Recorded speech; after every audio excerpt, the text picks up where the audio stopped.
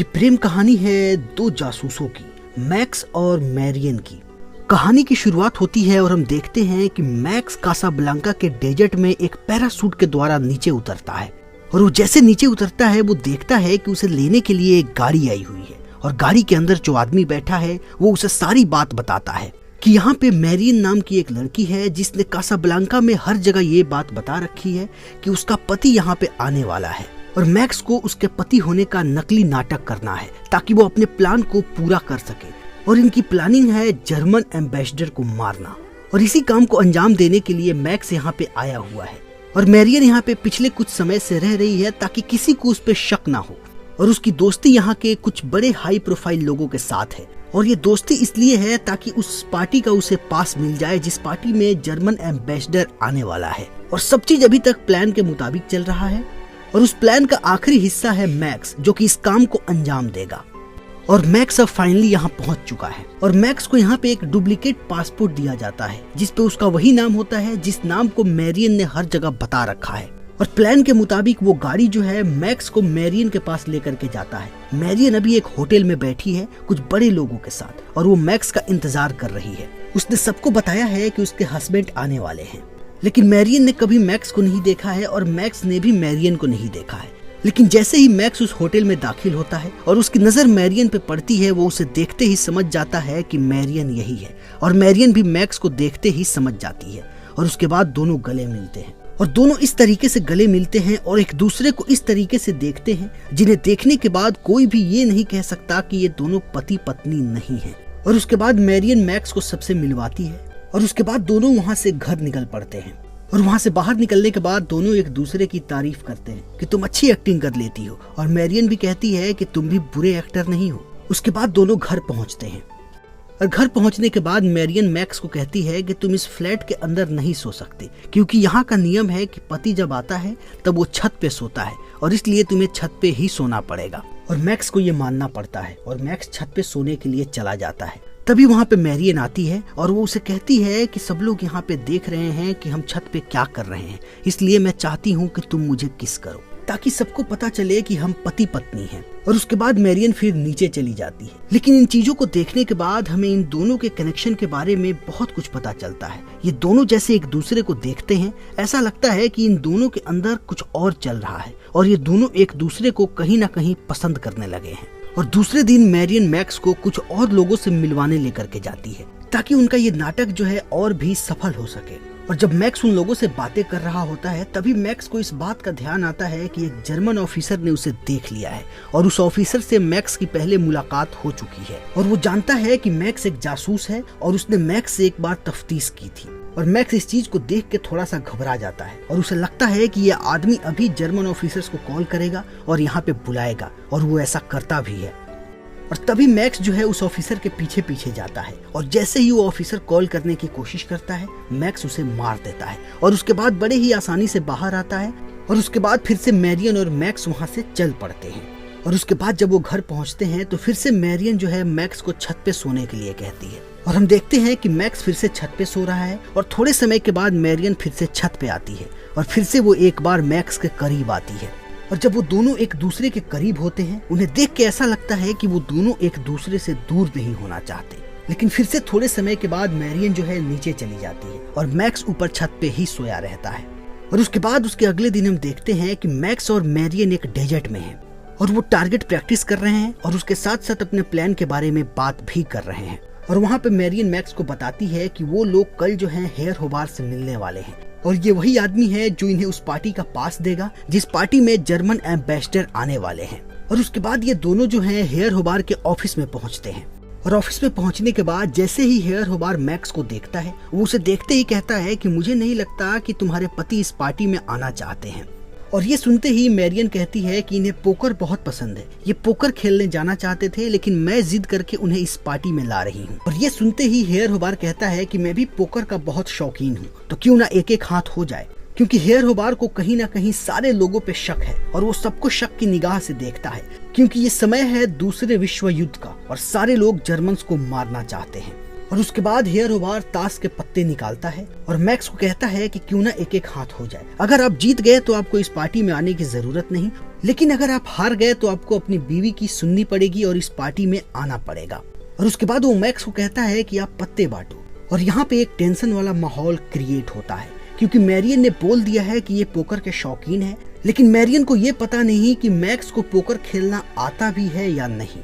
लेकिन मैक्स एक बहुत ही शातिर जासूस है। मैक्स जैसे ही हाथ में पत्तों को लेता है, उसके बाद उन्हें इस तरीके से घुमाता है जिसे देखने के बाद कोई भी कह सकता है कि ये आदमी पोकर का बहुत बड़ा खिलाड़ी है।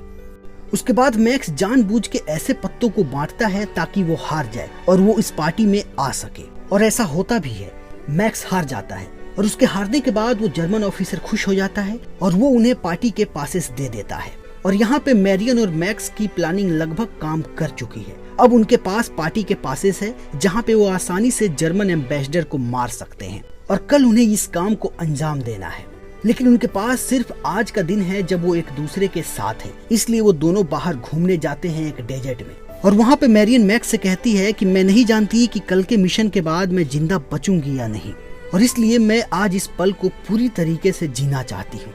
और उसके बाद वो मैक्स के करीब आती है और उसके बाद दोनों सेक्स करते हैं उस डेजर्ट के बीच जहाँ पे तूफान आया हुआ है, और उनकी गाड़ी जो है उस तूफान के बीच खड़ी है। और यहाँ पे दोनों एक दूसरे से अपने प्यार का इजहार कर रहे हैं, क्योंकि वो नहीं जानते कि कल उनके साथ क्या होने वाला है। और दूसरे दिन प्लान के मुताबिक जो है वो दोनों उस पार्टी में पहुंचते हैं और यहाँ पे सारी चीजें उनके प्लान के मुताबिक हो रही हैं। उन्हें बताया गया था कि टेबल्स के नीचे उन्हें गन्स मिलेंगे, और दोनों इस चीज को चेक करते हैं और उन्हें गन्स वहीं मिलते हैं, और अब दोनों इस काम को करने के लिए तैयार हैं।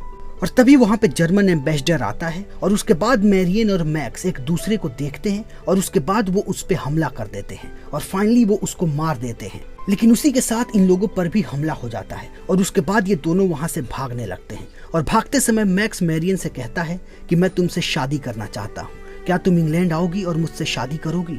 और मैरियन मान जाती है। और उसके बाद हम देखते हैं कि मैक्स लंदन पहुंच चुका है और उसने अपने ऑफिस में इस बात की अर्जी डाली है कि वो एक ऐसी लड़की से शादी करना चाहता है जो कि एक जासूस है और वो इस देश की नहीं है। और इस बात से मैक्स के डिपार्टमेंट वाले लोग जो हैं वो खुश नहीं हैं और वो मैक्स को समझाते भी हैं कि जासूसों की प्रेम कहानी ज्यादा दिन तक नहीं चलती, लेकिन फिर भी उन्हें मानना पड़ता है और फाइनली वो परमिशन दे देते हैं ताकि मैरियन इंग्लैंड आ सके। और उसके बाद हम देखते हैं कि मैक्स और मैरियन शादी कर रहे हैं और दोनों अपने इस फैसले से बहुत खुश हैं। और उसके बाद समय ऐसे ही बीतते जाता है और हम देखते हैं कि मैरियन अभी प्रेग्नेंट है और जिस दिन मैरियन की डिलीवरी होने वाली होती है उस दिन भी वॉर छिड़ा हुआ होता है और चारों तरफ गोली बारूद और लाशों के ढेर पड़े होते हैं। और उसी बीच मैरियन जो है अपनी बेटी को जन्म देती है और उसके बाद उनकी जिंदगी बड़े ही अच्छे तरीके से हंसी खुशी के साथ बीतती जाती है और वो दोनों एक दूसरे से बहुत प्यार करते हैं। लेकिन कहते हैं कि जब सब चीज सही चल रहा हो इसका मतलब ये है कि कुछ और भी गलत होने वाला है, और ऐसा ही होता है। मैक्स को एक दिन कॉल आता है और उसके बाद उससे उसके सीनियर्स जो हैं एक ऐसे जगह पे बुलाते हैं जो कि एक खुफिया जगह है और वहाँ पे मैक्स को ये बात बताई जाती है कि जितनी भी खबरें हम आपको बताते हैं, जितनी भी सूचनाएं आपके डेस्क पे होती हैं, वो सारी सूचनाएं यहाँ से बाहर जा रही हैं। यानी कोई आदमी जो है इन खबरों को यहाँ से बाहर हमारे दुश्मनों के पास पहुँचा रहा है और हमें आपकी बीवी पे शक है। और ये सुनने के बाद मैक्स बहुत ही ज्यादा गुस्सा हो जाता है, लेकिन फिर वो ऑफिसर्स उसे समझाते हैं कि हमें बस शक है और हमें इस बात की पुष्टि करनी है और तभी हमें पता चलेगा कि आखिर वो कौन है जो हमारी सारी सूचनाओं को हमारे दुश्मनों के पास पहुंचा रहा है। और फिर वो मैक्स को समझाते हैं कि तुम हमारे सबसे बेहतरीन ऑफिसर्स में से एक हो, हम तुम्हारे साथ कुछ भी बुरा करने का सोच भी नहीं सकते हैं, इसलिए तुम हमारी बात मानो और हम जैसा कहते हैं वैसा करो, तभी हमें सच्चाई का पता चल सकेगा। और तब वो बताते हैं कि कल रात ठीक 12 बजे हम तुम्हें एक कॉल करेंगे, उसके बाद हम तुम्हें एक सूचना देंगे और तुम उस सूचना को लिख करके अपने घर में कहीं छोड़ देना और वो सूचना सिर्फ तुम्हारे लिए होगी, तुम्हारे अलावा वो सूचना दूसरे किसी और के पास नहीं होगी। और फिर भी अगर वो चीज इस देश से बाहर जाती है तब हम समझ जाएंगे कि तुम्हारी वाइफ ही वो गद्दार है जो इन सारी खबरों को हमारे देश से बाहर भेज रही है। और मैक्स को ना चाहते हुए भी इन बातों को मानना पड़ता है क्योंकि उसके पास दूसरा और कोई भी रास्ता नहीं है। अगर उसने ऐसा नहीं किया तो ये सारे के सारे लोग जो हैं उसके घर पे पहुंच जाएंगे और वो मैरियन को गिरफ्तार कर लेंगे। और इस चीज को सुनने के बाद से मैक्स के लिए सारी चीजें बदल जाती हैं और वो घर चला जाता है और उस कॉल का इंतजार करने लगता है। और उसके घर पहुंचने के थोड़े समय के बाद वो कॉल आता है और उसे वो सूचना मिलती है। उसके बाद वो उस सूचना को लिखने के बाद अपने टेबल पे ही छोड़ देता है। और उस सूचना को लिखने के बाद से मैक्स और भी ज्यादा परेशान हो जाता है और उसके बाद वो सच्चाई का पता लगाने की कोशिश में लग जाता है, क्योंकि वो भी एक जासूस है तो उसके लिए इस चीज को पता लगाना कोई ज्यादा मुश्किल काम नहीं है। और उसके बाद मैक्स एक ऐसे आदमी के पास जाता है जिसने पहले मैरियन के साथ काम किया हुआ था और उसे पता है कि मैरियन कैसी दिखती है। और मैक्स सिर्फ इस बात की पुष्टि करना चाहता है कि क्या उसकी वाइफ मैरियन है या फिर वो कोई और है जो उसके नाम का इस्तेमाल कर रही है। और मैक्स उस आदमी के पास पहुंचता है। उस आदमी का नाम है गाई सैंगस्टर, लेकिन वो आदमी बुरी तरीके से घायल है और वो अभी व्हील चेयर पे बैठा है। और वो अपनी इस हालत का जिम्मेदार मैक्स को मानता है, क्योंकि मैक्स ने ही उसे एक ऐसी जगह पे भेजा था जहाँ पे उसकी ऐसी हालत हुई। लेकिन थोड़े समय के बाद मैक्स जो है अपनी वाइफ की तस्वीर उसे दिखाता है और पूछता है कि इसे देख करके बताओ क्या यही मैरियन है जिसके साथ तुम काम करते थे। और वो कहता है कि मेरी एक आंख में गोली लगी थी और दूसरी आंख को उन्होंने निकाल दिया था, इसलिए मैं अब कुछ भी नहीं देख सकता। और वो फिर से मैक्स पे गुस्सा करने लगता है। उसके बाद मैक्स वहाँ से जाने लगता है और जब मैक्स वहाँ से जाता है तब उसे सैंगस्टर एक आदमी का नाम बताता है जो मैक्स की मदद कर सकता है मैरियन को पहचानने में। और ये सुनने के बाद मैक्स सीधा एयरफोर्स वालों के पास जाता है, क्योंकि एयरफोर्स वालों का एक ग्रुप जो है उसी जगह पे जा रहा होता है जहाँ पे उन्हें वो आदमी मिल सकता है जिस आदमी का नाम सैंगस्टर ने बताया था। और मैक्स वहाँ पहुँचने के बाद उस ग्रुप के लीडर को मैरियन की तस्वीर देता है और उस तस्वीर के पीछे लिख देता है कि पहचानो क्या यही मैरियन है जिसके साथ तुमने काम किया था। और उसके बाद वो कहता है कि ये तस्वीर तुम्हें एक आदमी के पास पहुंचानी है और उसके बाद जब वो इस तस्वीर को देख ले तब ये तस्वीर मुझे वापस ला करके देना। और उसके बाद वो वहाँ से चला जाता है, क्योंकि आज मैक्स के घर पे एक छोटी सी पार्टी होने वाली है। और घर की पार्टी शुरू हो जाती है जहाँ सारे लोग बहुत खुश हैं, लेकिन मैक्स अभी भी बहुत ही उदास है, क्योंकि उसके दिमाग में अभी भी यही सारी चीजें चल रही हैं कि एक छोटी सी गलती और उसका परिवार एकदम से खत्म हो जाएगा। और मैक्स ये बिल्कुल भी नहीं चाहता। और तभी उस पार्टी में मैक्स का एक सीनियर ऑफिसर आता है और उसके बाद वो मैक्स को डांटने लगता है कि तुमने नियमों का उल्लंघन किया है। तुम्हें सारी बात पता होने के बाद भी तुम सैंगस्टर के पास गए और तुमने उससे मैरियन के बारे में पूछा। उसके बाद तुमने एक एयरफोर्स ग्रुप को एक आदमी से मिलने भेजा जहाँ पे उन्हें मार दिया गया है। यानी कि मैक्स ने जिस आदमी को मैरियन की तस्वीर दे करके भेजी थी उसे अब मार दिया गया है। और ये सुनने के बाद मैक्स और भी दुखी हो जाता है और उसके बाद फिर से पार्टी में घूमने लगता है। तभी उसकी नजर एक ऐसे आदमी पर पड़ती है जो कि मैरियन से बात कर रहा होता है और वो आदमी इस जगह का बिल्कुल भी नहीं लगता। और उसके बाद जब उस आदमी के बारे में मैक्स मैरियन से पूछता है तो मैरियन कहती है कि उस आदमी की एक ज्वेलरी शॉप है स्ट्रीट पे और वहीं से वो मुझे जानता है, क्योंकि मैं इसके दुकान पे बहुत बार गई हूँ। और ये सुनने के बाद मैक्स को उस पे और भी ज्यादा शक होने लगता है, क्योंकि वो आदमी देखने में बिल्कुल भी ज्वेलरी शॉप का ऑनर नहीं लगता। और मैक्स उस आदमी का पीछा करने लगता है। और उसके बाद जैसे ही मैक्स उस आदमी को पकड़ता है और उससे कुछ पूछने वाला होता है तभी वहाँ पे मैरियन आती है और उसके बाद वहाँ से मैक्स को लेकर के चली जाती है। और अब मैक्स के पास सिर्फ एक ही रास्ता है सच्चाई का पता लगाने का, कि वो खुद जाए उस आदमी से बात करने जिस आदमी का नाम उसे सैंगस्टर ने बताया था। और मैक्स ऐसा ही करता है। वो एक प्लेन लेता है और अपने साथ कुछ लोगों को लेता है और उस जगह के लिए निकल पड़ता है। लेकिन इस समय हर जगह लड़ाई का माहौल है, क्योंकि ये समय है दूसरे विश्व युद्ध का। तो वैसे हालात में कहीं बाहर जाना खतरे से खेलने के बराबर है। लेकिन फिर भी मैक्स इस खतरे से नहीं डरता, क्योंकि उसे अपने परिवार को बचाना है। और थोड़े समय के बाद मैक्स उस जगह पे पहुंच जाता है। तब उसे पता चलता है कि उस आदमी को पुलिस वालों ने जेल में बंद कर रखा है, क्योंकि वो एक नशेड़ी है और उसने नशे की हालत में बहुत सारे गंदे काम किए हैं। और उसके बाद मैक्स जो है उस पुलिस स्टेशन में घुसता है और उसके बाद वहाँ के सारे पुलिस ऑफिसर्स पे गन तान देता है और उसके बाद अपने आदमियों को कहता है कि तुम इन लोगों को ऐसे ही रोक करके रखो, तब तक मैं उस आदमी से बात करता हूँ। और उसके बाद वो उस आदमी से बात करने लगता है, लेकिन वो आदमी इतने नशे में है कि वो कुछ भी पहचानने के होश में नहीं है। पहले वो तस्वीर देख के कहता है कि हाँ यही मैरियन है। उसके बाद मैक्स उससे पूछता है कि वो कैसी दिखती है, उसकी आंखें कैसी हैं, और तब वो आदमी कहता है कि उसकी आंखें भूरी हैं। तब मैक्स कहता है कि बेवकूफ, उसकी आंखें जो हैं वो नीली हैं। उसके बाद मैक्स समझ जाता है कि ये आदमी बिल्कुल भी होश में नहीं है और ये इस तस्वीर को नहीं पहचान पाएगा। इसलिए वो उससे मैरियन के बारे में पूछने लगता है कि मैरियन के बारे में तुम क्या जानते हो, जो कुछ भी जानते हो मुझे सब बताओ। और तभी उस पुलिस स्टेशन पे जो है पास के ऑफिसर्स आ जाते हैं जो कि पेट्रोलियम में घूम रहे होते हैं। और अब मैक्स के पास बहुत कम समय बचा है। और तभी वो आदमी मैरियन के बारे में बात करते करते ये कहता है कि मैरियन बहुत ही अच्छा पियानो बजाती है।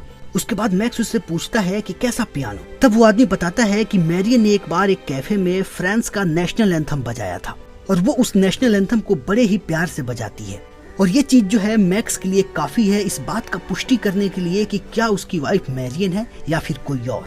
लेकिन तभी उस पुलिस स्टेशन पे पेट्रोलियम वाले ऑफिसर आ जाते हैं और उसके बाद वो दरवाजे के पास खड़े होकर के यहाँ के ऑफिसर से सिगरेट मांगते हैं। और जैसे ही यहाँ का इंचार्ज उन्हें सिगरेट देने जाता है वो अपनी भाषा में उन्हें बता देता है कि यहाँ पे कुछ लोग घुस आए हैं और वो सारे लोग इन लोगों पे हमला कर देते हैं। उसके बाद यहाँ पे बहुत सारी गोलियां चलने लगती हैं और मैक्स के साथ जो इसके 2 दोस्त आए थे उन लोगों को मार दिया जाता है। लेकिन मैक्स अपनी जान बचा करके यहाँ से निकल जाता है और उसके बाद मैक्स घर जाता है और मैरियन को कहता है कि मैं तुम्हें कहीं ले जाना चाहता हूँ, चलो मेरे साथ। और उसके बाद वो मैरियन को लेकर के एक कैफे में आता है जहाँ पे एक पियानो पड़ा होता है और वो मैरियन को कहता है कि मैं चाहता हूँ कि तुम पियानो बजाओ और वो भी फ्रांस का नेशनल एंथम जो तुमने जर्मन्स के लिए बजाया था। और अगर तुम मैरियन हो तो तुम इस नेशनल एंथम को बड़े ही अच्छे से बजा सकती हो। और ये सब सुनने के बाद मैरियन को पता चल जाता है कि मैक्स को सारी चीजें पता चल चुकी हैं। और तब मैरियन मैक्स को सच्चाई बताती है कि वो मैरियन नहीं है, मैरियन एक बहुत ही बहादुर औरत थी। और इसे लगा कि मैरियन के आदमी इसे कभी नहीं ढूंढ पाएंगे, लेकिन उन्होंने इसे ढूंढ लिया और उसके बाद इसे धमकी दी कि अगर इसने उन लोगों का काम नहीं किया तो वो इसकी बच्ची को मार देंगे। और इनके पड़ोस में एक औरत रहती है जो इनके बच्चे का ख्याल रखती है जब ये घर से बाहर जाते हैं और वो औरत उन लोगों से मिली हुई है। अगर ये उनका कहा नहीं मानती तो वो कब का इनकी बेटी को मार चुकी होती। और ये कहने के बाद ये रोने लगती है। तब मैक्स कहता है कि तुमने क्या वो सूचना भेज दी जो मैंने अपने टेबल पे लिख करके रखी थी? और मैरियन कहती है कि हाँ। और उसके बाद मैक्स बहुत ही परेशान हो जाता है और कहता है कि तुमने वो मैसेज भेज दिया, अब तक उन्हें पता चल गया होगा कि तुम हो वो खबरी। और तब मैरियन कहती है कि मुझे तुमसे कासाब्लंका में ही प्यार हो गया था और मैं तुम्हारे साथ हंसी खुशी अपनी जिंदगी बिताना चाहती थी, लेकिन उन लोगों ने हमारे बच्चे को मारने की धमकी दी, लेकिन फिर भी मैं तुम्हें धोखा नहीं देना चाहती थी, लेकिन मुझे ये करना पड़ा। और मैक्स इस बात को समझता है और मैक्स कहता है कि हमें कुछ नहीं होगा और अब हमें यहाँ से निकलना होगा। और उसके बाद मैक्स अपने घर जाता है और उसके बाद अपनी बेटी को लेकर के वहाँ से निकलने लगता है और उसके साथ साथ वो उन सारे लोगों को मारने लगता है जो लोग मैरियन को ब्लैकमेल कर रहे थे। वो सबसे पहले उस औरत को मारता है जो इनके पड़ोस में रहती थी और इनकी बेटी की देखभाल करती थी जब ये बाहर होते थे। और इसको मारते समय वो इससे पूछता है कि तुम्हारे साथ और कितने लोग हैं। और उसके बाद वो उस आदमी को मारता है जो उस दिन पार्टी में आया था, जो अपने आप को एक ज्वेलरी शॉप का ऑनर बता रहा था। और उसके बाद वो मैरियन को लेकर के एयरफोर्स बेस कैंप पे पहुंचता है जहां पर वो किसी प्लेन से मैरियन को लेकर के यहाँ से बाहर जाना चाहता है। और मैक्स यहाँ पे एक प्लेन को स्टार्ट करने की कोशिश कर रहा है और मैरियन अभी भी गाड़ी में बैठी है अपनी बेटी के साथ। और तभी मैक्स के एक सीनियर को इस बात की पता चल चुकी है कि मैक्स की वाइफ जो है वो एक खबरी है और वो यहाँ पे पहुंच चुका है। और वो मैक्स को कहता है कि मैं तुम्हें और तुम्हारी वाइफ दोनों को गिरफ्तार करना चाहता हूँ क्योंकि तुम लोगों ने हमारे देश के साथ गद्दारी की है। और मैक्स उसे समझाने की कोशिश करता है कि उसकी वाइफ को ब्लैकमेल किया जा रहा था और जितने भी लोग उसे ब्लैकमेल कर रहे थे मैक्स ने उन सबको मार दिया है, लेकिन वो ऑफिसर मैक्स की एक भी नहीं सुनता। और वो कहता है कि मैंने पूरे फोर्स को इत्तला कर दिया है और पूरी फोर्स कभी भी यहाँ आ सकती है, इसलिए तुम्हारे लिए अच्छा ये होगा कि तुम अपने आप को सरेंडर कर दो। और ये सारी बातें मैरियन गाड़ी के अंदर सुन रही है। और उसके बाद धीरे से मैरियन अपनी बेटी को कार के सीट पे सुला देती है और वो कार से बाहर आती है और वो अपने आप को गोली मार लेती है क्योंकि मैरियन जानती थी कि एक यही रास्ता था जिससे उसका परिवार बच सकता था, जिससे मैक्स और उसकी बेटी बच सकती थी और वो अपनी जिंदगी अच्छे से जी सकते थे। और मैरियन ने उन दोनों को सलामत रखने के लिए अपने आप को गोली मार ली। और मैरियन को ऐसे मरते देखने के बाद मैक्स बिल्कुल ही टूट जाता है और तभी वहाँ पे पूरी पुलिस फोर्स आ जाती है। उसके बाद मैक्स का सीनियर पूरे फोर्स को बताता है कि जैसे ही मैक्स को पता चला कि उसकी वाइफ गद्दार है, मैक्स ने अपने हाथों से इसको गोली मारा है। और सब लोग रिपोर्ट में यही लिखेंगे कि मैक्स ने दुश्मन जासूस को अपने हाथों से गोली मारा है। और उसके बाद मैक्स अपनी बेटी के साथ अपनी जिंदगी ऐसे ही बिताने लगता है। और हम थोड़े समय के बाद देखते हैं कि उसकी बेटी अब बड़ी हो गई है और मैक्स उसके साथ बहुत खुश है। और ये कहानी यहीं पे समाप्त हो जाती है। आज के वीडियो में इतना ही। उम्मीद है आपको वीडियो पसंद आई होगी। अगर आपको वीडियो पसंद आया हो तो इसको लाइक करें, शेयर करें और चैनल को सब्सक्राइब करें।